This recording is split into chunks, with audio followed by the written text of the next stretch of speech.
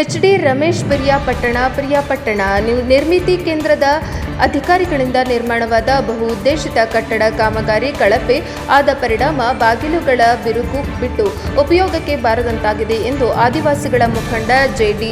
ಜಯಪ್ಪ ಆರೋಪಿಸಿದ್ದಾರೆ. ತಾಲೂಕಿನ ಗಡಿ ಭಾಗದಲ್ಲಿರುವ ಕೊಪ್ಪ ಗ್ರಾಮ ಪಂಚಾಯಿತಿ ವ್ಯಾಪ್ತಿಗೆ ಸೇರಿದ ರಾಣಿ ಗೇಟ್ ಕಾಲೋನಿಯಲ್ಲಿರುವ 75ಕ್ಕೂ ಹೆಚ್ಚು ಕುಟುಂಬ ಹಾಗೂ 350ಕ್ಕೂ ಹೆಚ್ಚು ಜನಸಂಖ್ಯೆ ಇರುವ ಆದಿವಾಸಿಗಳಿಗಾಗಿ ಕಳೆದ 6 ತಿಂಗಳುಗಳ ಹಿಂದೆಯಷ್ಟೇ ಬಹು ಉಪಯೋಗಕ್ಕೆ ಕಟ್ಟಡ ನಿರ್ಮಿಸಲಾಗಿದೆ. ಈ ಕಟ್ಟಡವನ್ನು ಕೇಂದ್ರ ಬುಡಕಟ್ಟು ವ್ಯವಹಾರಗಳ ಮಂತ್ರಾಲಯ, ಭಾರತ ಸರ್ಕಾರ, ನವದೆಹಲಿ, ಜಿಲ್ಲಾಡಳಿತ, ಜಿಲ್ಲಾ ಪಂಚಾಯತ್ ಪರಿಶಿಷ್ಟ ವರ್ಗಗಳ ಕಲ್ಯಾಣ ಇಲಾಖೆ ಇವರುಗಳ ಸಂಯುಕ್ತಾಶ್ರಯದಲ್ಲಿ ಪಿಎಂ ಜನ್ಮಾನ್ 2024ರ ಯೋಜನೆ ಅಡಿ 60 ಲಕ್ಷ ರು ವೆಚ್ಚದಲ್ಲಿ 2025ನೇ ಸಾಲಿನ ನವೆಂಬರ್ 15ರಂದು ಕಳೆದ 6 ತಿಂಗಳ ಹಿಂದಷ್ಟೇ ವಿವಿಧ ಉದ್ದೇಶ ಕೇಂದ್ರ ಉದ್ಘಾಟನೆಗೊಂಡಿದೆ. ಆದರೆ ಈ ಕಟ್ಟಡದಲ್ಲಿ ಪುರುಷರು ಮತ್ತು ಮಹಿಳೆಯರ ತಲಾ 2 ಶೌಚಾಲಯ ಮತ್ತು ಶಾಲಾ ಕೊಠಡಿ, ಅಂಗನವಾಡಿ ಕೇಂದ್ರ, ಸಭಾಂಗಣ, ಕಚೇರಿ, ಎಎನ್ಎಂ ಸೇರಿದಂತೆ 7 ಕೊಠಡಿ ಸೌಲಭ್ಯ ಹೊಂದಿರುವ ಈ ಕಟ್ಟಡಕ್ಕೆ ಕಾಂಪೌಂಡ್ ಸೌಲಭ್ಯ ಇಲ್ಲವಾಗಿದ್ದು ಬಾಗಿಲುಗಳು ಬಿರುಕು ಬಿಟ್ಟು ಅವ್ಯವಸ್ಥೆ ಆಗಿರುವುದರಿಂದ ಯಾವುದೇ ಭದ್ರತೆ ಇಲ್ಲದಂತಾಗಿದೆ ಎಂದು ಅವರು ದೂರಿದ್ದಾರೆ.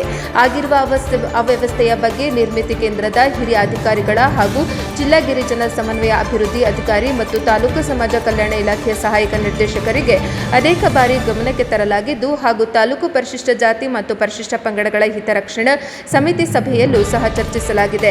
ಆದರೂ ಸಹ ಯಾವುದೇ ಪ್ರಯೋಜನವಾಗಿಲ್ಲ ಎಂದು ಪರಿಶಿಷ್ಟ ಜಾತಿ ಪರಿಶಿಷ್ಟ ಪಂಗಡಗಳ ಹಿತರಕ್ಷಣಾ ಸಮಿತಿಯ ಸದಸ್ಯರಾಗಿರುವ ಜೆ.ಡಿ. ಜಯಪ್ಪ ಅಸಮಾಧಾನ ವ್ಯಕ್ತಪಡಿಸಿದ್ದಾರೆ. ಆದಿವಾಸಿಗಳಿಗಾಗಿ ಅರಣ್ಯದಲ್ಲಿ ಸಿಗುವ ಕಿರು ಉತ್ಪನ್ನಗಳನ್ನು ಮಾರಾಟ ಮಾಡಿಕೊಂಡು ತಮ್ಮ ಆರ್ಥಿಕ ಅಭಿವೃದ್ಧಿ ಹೊಂದುವ ದೃಷ್ಟಿಯಿಂದ ಪಿರಿಯಾಪಟ್ಟಣ ತಾಲೂಕಿನಲ್ಲಿ ರಾಣಿಗೇಟ್ ಮತ್ತು ಮುತ್ತೂರು ಹಾಗೂ ಅಬ್ಬಳಿತ ಆದಿವಾಸಿಗಳ ಕಾಲೋನಿಯಲ್ಲಿ ಈ ಯೋಜನೆ ಅಡಿಯಲ್ಲಿ ಹಣ ಮಂಜೂರು ಮಾಡಿ ಕಟ್ಟಡ ನಿರ್ಮಾಣ ಮಾಡಲಾಗುತ್ತದೆ.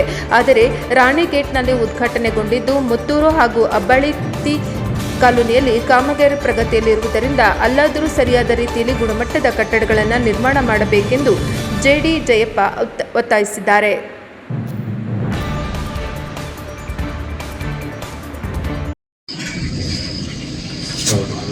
ಅದರಲ್ಲಿ ಹೊಡಿತಾ ಉಂಟು. ನೀವು ಇಲ್ಲಿ ಇಲ್ಲೇ ಹೊಡೆದ ಈ ಡೋರ್ ಹೊಡೆದವ್ರೆ ಇದು ಹೊಡಿತಾ ಇದೆ. ನನ್ನ ಹೆಸರು ಜೆ.ಡಿ. ಜಯಪ್ಪ ಅಂತೇಳಿ, ರಾಣಿಗೇಟ್ ಅಡಿಯ ಅಧ್ಯಕ್ಷರು ಕೂಡ, ಮತ್ತು ಹಿತರಕ್ಷಣಾ ಸಮಿತಿ ತಾಲೂಕು ಸದಸ್ಯರು ಕೂಡ ಆಗಿದ್ದೀನಿ. ಇಲ್ಲಿ ಅಂತಂದರೆ ನಮ್ಮ ರಾಣಿಗೇಟ್ ಅಡಿಯಲ್ಲಿ MPC ಬಿಲ್ಡಿಂಗನ್ನು ಕಟ್ಟಿದ್ದಾರೆ. ಅದು ಸೆಂಟ್ರಲ್ ಗೌರ್ಮೆಂಟ್ ಯೋಜನೆ ಅಡಿಯಲ್ಲಿ 60 ಲಕ್ಷ ಕೂಡ ಸ್ಯಾಂಕ್ಷನ್ ಆಗಿದೆ. ಆದರೆ ಇಲ್ಲಿ ನಮ್ಮಲ್ಲಿ ಕಾಂಪೌಂಡ್ಗಳು ಸ್ವಲ್ಪ ಹೊರಗಿಲ್ಲ, ಆದರೆ ಡೋರ್ಗಳೆಲ್ಲ ಒಡೆದೋಗದೆ. ಇದರಲ್ಲಿ ಸರಿಯಾದ ರೀತಿಯಲ್ಲಿ ನಾವು ಯಾವುದೇ ವಸ್ತುಗಳನ್ನ ತಂದು ಇಡಲಿಕ್ಕೆ ಕಷ್ಟ ಆಯ್ತದೆ. ಹೆಚ್ಚಿನ ಮಟ್ಟದಲ್ಲಿ ನಮ್ಮಲ್ಲಿ